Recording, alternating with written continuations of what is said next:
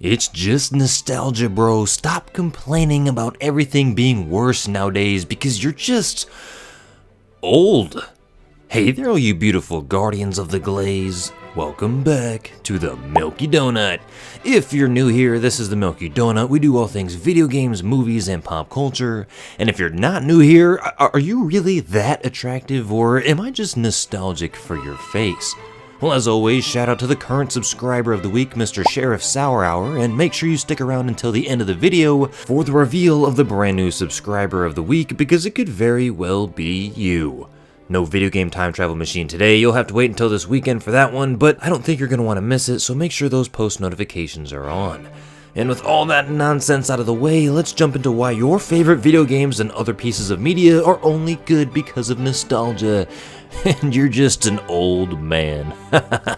I know this isn't a game review or a Milky's first time experiencing whatever type of video, but there's one thing that gets thrown around constantly whenever somebody praises an older movie or an older video game, or pretty much anything from the 80s or 90s. And that phrase is, it's just nostalgia, bro. The thing you miss isn't actually that good, you just miss the simplicity of your life at the time of experiencing whatever video game or movie it may be. Yeah, the good old, it's just nostalgia. A lot of times, it's used to just end the conversation right there, as if nostalgia is some kind of flaw in our thinking. If you love an old game, you only love it because you played it as a kid, or you're actually just nostalgic for that specific time in your life, rather than the game itself, and you only associate the two because you experienced that game during that time. If you think practical effects look better than modern CGI, it's because you miss your childhood, watching those movies with your dad, or whatever it might be. If you say music, movies, or cartoons felt better or different back then, somebody inevitably responds with the same argument. You're remembering the past through rose-colored glasses. Well, yes, there's definitely some truth to that. Nostalgia is a very powerful thing. Heck, I'm nostalgic for a time I wasn't even born yet, and I always have been. But even more so now after discovering older games through my Regress series here on my channel. Of course, nostalgia often softens rough edges, making memories feel warmer, and sometimes causes us to remember the highlights while forgetting the bad. But somewhere along the way, people stopped treating nostalgia as one influence on our opinions and started treating it as the only influence for them. That idea has always just grinded my gears because it assumes that once nostalgia enters the equation, quality no longer matters. Well, here at the Milky Donut, I don't think that's true at all. As a matter of fact, we have the receipts to prove it. This might be a hot take, but a lot of things were just straight up better back then, and I'm not even necessarily talking about a time where I was there. I mean, so I'm not even necessarily from back then, at least from what I'm talking about today. Look at this shot, and then look at this shot. Can you see a difference? Look at this, and then look at this.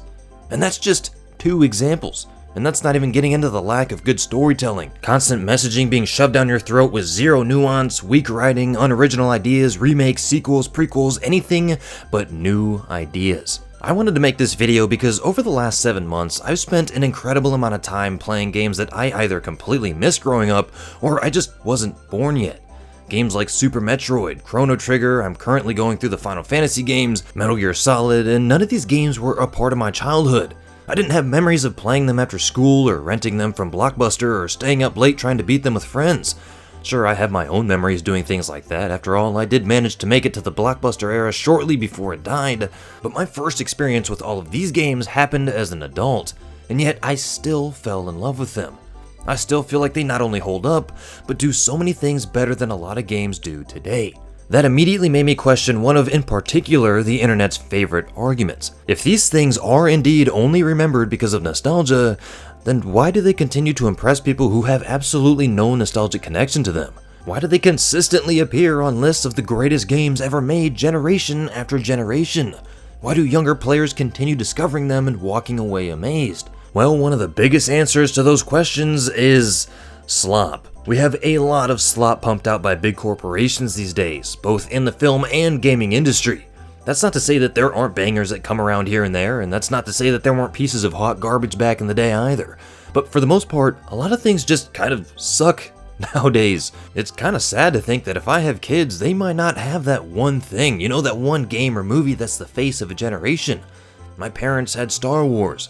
I had The Lord of the Rings, which I did see when I was a little bit later in my childhood, and I also had Marvel before it, turned into complete hot dog shit. And now we have, well, the Moana remake with a rock and a wig. Now, obviously, that's a completely unfair comparison, but we really don't have anything right now. I mean, you could argue the Dune trilogy is that thing, but other than that, like I said, there's just a few bangers here and there.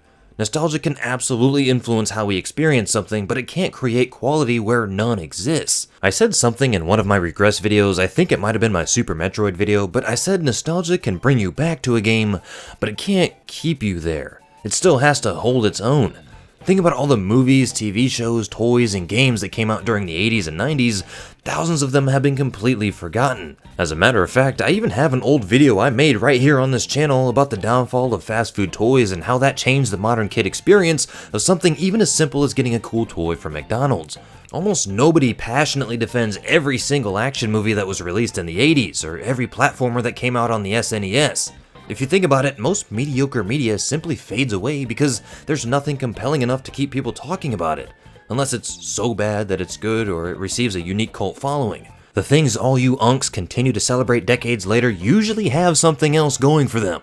Maybe they introduced ideas nobody had seen before, or they told unforgettable stories. They featured incredible music with memorable characters and beautiful art design and gameplay that's literally better than most games today. I don't care if that's gonna rile some of you up, I'm tired of the slow-moving interactive escape rooms that almost every narrative-driven game is treated as today. I'm a prime example of how nostalgia is not the driving force behind why you remember a lot of these things. I actually stopped gaming for years because I felt the industry going in a direction that I didn't really want it to.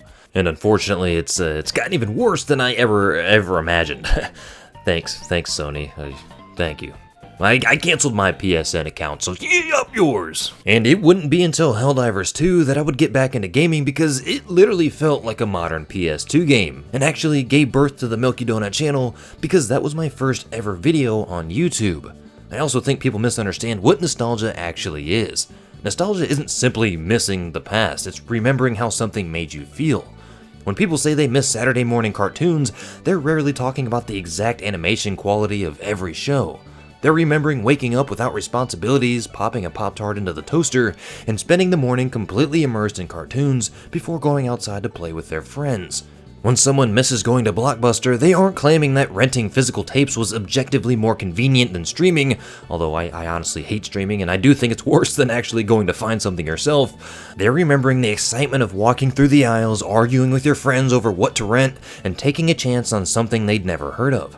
Streaming took away the commitment of movie or game night. You know, like back in the day, your parents might have allowed you to rent one movie and one game for the weekend, so you had to make sure it was worthy of your weekend.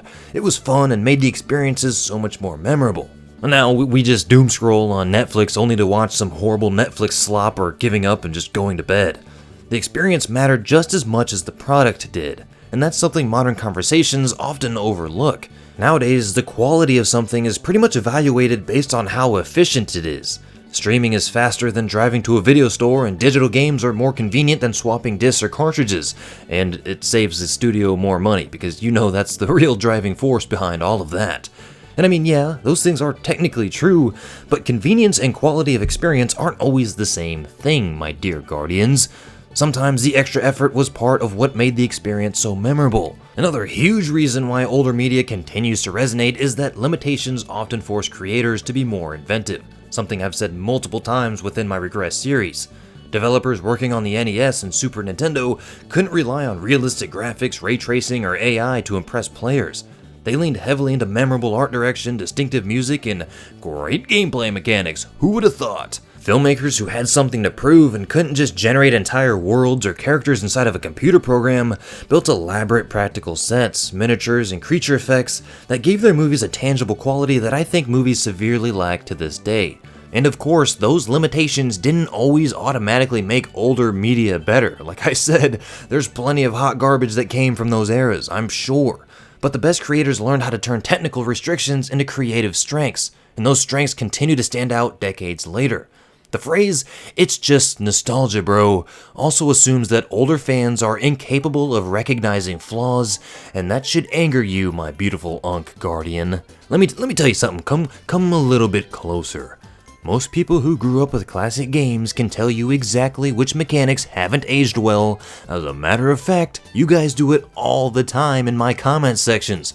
You'll admit that some older RPGs required excessive grinding, or that early 3D camera systems could be frustrating. Loving something doesn't require pretending that it's perfect.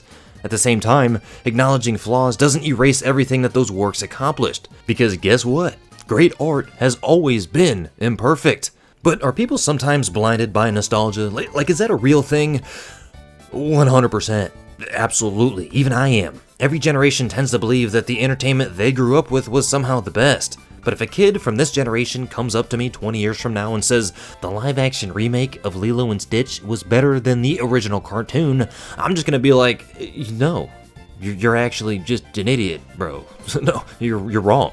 As a matter of fact, I grew up with the prequel movie to John Carpenter's The Thing, and I actually really liked that movie when I was younger, and I still do, despite what your thoughts are on that movie. And then I watched the 80s The Thing, and it completely blew my mind. The special effects and the practical effects are still some of my favorite that I've ever seen in any piece of media, movie, video game, anything ever. I've experienced firsthand over the last almost year that nostalgia isn't the only reason why I and a lot of other people feel like a lot of things just suck now. Some of my favorite games of all time are now games I didn't even know existed when I was a kid. They didn't earn my admiration through childhood memories, they earned it through exceptional design, amazing stories, and the simple joy of discovering something timeless, all while taking you guys along with me. And maybe that's the real lesson I've learned from all of this. Nostalgia doesn't create greatness, greatness creates nostalgia. The memories will come later, but the quality has to come first. And that's gonna do it for today's video. I hope you enjoyed, and if you haven't checked out my Regress series, I highly recommend you do so because I basically just play older games that I've either never heard of or just never got around to playing. And all of them are recommendations from you guys, my beautiful guardians of the glaze. We do have a brand new subscriber of the week, not because he glazes the channel all the time, I don't know if he does actually, but he won my competition for being the first one to like and comment on my Final Fantasy VII video, and that is none other than Mr. Albert Levins 9191. Congratulations for being a really fast commenter and liker. I appreciate it. You can do it every time if you want. But with that being said, don't forget to like, hype, comment, and subscribe to become a Guardian of the Glaze, and I'll see you next time on the Milky Donut.